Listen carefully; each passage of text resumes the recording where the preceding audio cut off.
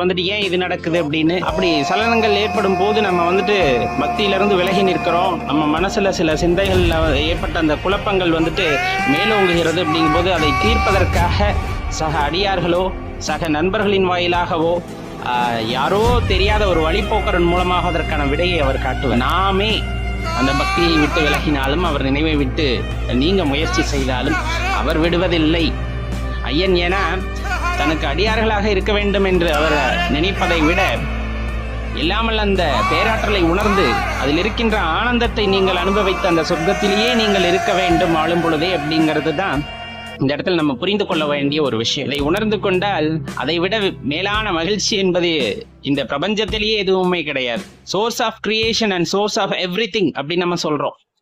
எல்லாமே ஆக்கமும் சரி, அழிவும் சரி, ஒடுக்குதலும் சரி, எல்லாமே அந்த ஒரு புள்ளி தான்.